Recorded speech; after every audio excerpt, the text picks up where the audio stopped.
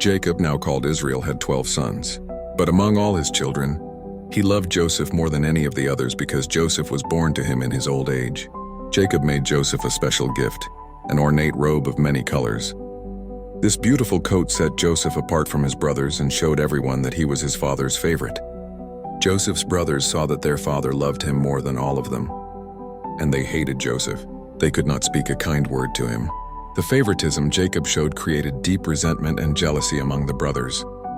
The colorful coat that should have been a blessing became a symbol of division in the family. When Joseph was 17 years old, he had a dream. The next morning, he told his brothers about it. Joseph said, "Listen to this dream I had. We were binding sheaves of grain out in the field when suddenly my sheaf rose and stood upright, while your sheaves gathered around mine and bowed down to it." His brothers responded with anger. They said, "Do you intend to reign over us? Will you actually rule us?" They hated Joseph even more because of his dream and what he had told them. The dream suggested that Joseph would one day have authority over his brothers, and this infuriated them. Then Joseph had another dream, and he told it to his brothers again. He said, "Listen, I had another dream, and this time the sun and moon and 11 stars were bowing down to me," suggesting not just his brothers but his entire family would bow to him. When Joseph told his father about this second dream, even Jacob rebuked him. Jacob said, "What is this dream you had? Will your mother and I and your brothers actually come and bow down to the ground before you?" Jacob was troubled by the dream's implications. Yet the Bible tells us that while his brothers were jealous, his father kept the matter in mind, wondering what these dreams might mean. Joseph's brothers' hatred grew stronger. They were already resentful because of their father's favoritism. The combination of the special coat and the prophetic dreams created a dangerous situation. Joseph, in his youthful innocence, or perhaps arrogance, did not realize how deeply his brothers resented him. One day, Joseph's brothers went to graze their father's flocks near Shechem. Jacob sent Joseph to check on them and bring back word about how they were doing. Joseph traveled to find his brothers, wearing his colorful coat that marked him as their father's favorite. When his brothers saw Joseph coming from a distance, they recognized him by his distinctive robe. Before he reached them, they plotted to kill him. They said to each other, "Here comes that dreamer. Come now, let's kill him and throw him into one of these cisterns. We can say that a ferocious animal devoured him. Then we'll see what comes of his dreams." But Reuben, the oldest brother, heard their plan and tried to rescue Joseph. He said, "Let's not take his life. Throw him into this cistern here in the wilderness, but don't lay a hand on him."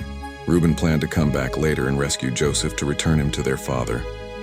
When Joseph arrived, his brothers grabbed him. They stripped him of his robe, the ornate coat that had made them so jealous. Then they threw him into an empty cistern. The cistern had no water in it, and Joseph was trapped at the bottom, calling out for help while his brothers sat down to eat their meal.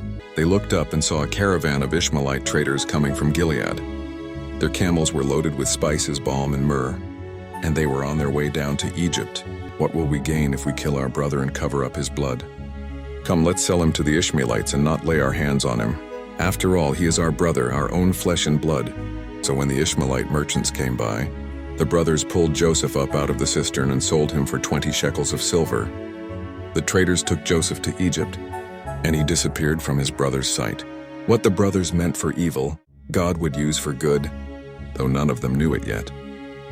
Reuben returned to the cistern to rescue Joseph, but when he looked inside, Joseph was gone. Reuben tore his clothes in distress and went back to his brothers, saying, "The boy isn't there. Where can I turn now?" The brothers then came up with a cruel plan to deceive their father. They took Joseph's colorful robe and slaughtered a goat, dipping the robe in the blood. They brought the blood-stained robe back to their father and said, "We found this. Examine it to see whether it is your son's robe." Jacob recognized it immediately and said, "It is my son's robe. Some ferocious animal has devoured him. Joseph has surely been torn to pieces." Jacob tore his clothes, put on sackcloth, and mourned for his son many days. All his sons and daughters came to comfort him, but he refused to be comforted. He said, "I will continue to mourn until I join my son in the grave." Meanwhile, far away in Egypt, Joseph was sold to Potiphar, an Egyptian official and captain of Pharaoh's guard. He was no longer his father's favorite in a colorful coat, but a slave in a foreign land. Yet God had not forgotten Joseph. and those dreams would one day come true in ways no one could have imagined. This story teaches us about the dangers of favoritism, the destructive power of jealousy, and how God can work even through terrible circumstances. But the path to their fulfillment would lead through suffering and slavery. Sometimes God's promises take unexpected routes to become reality,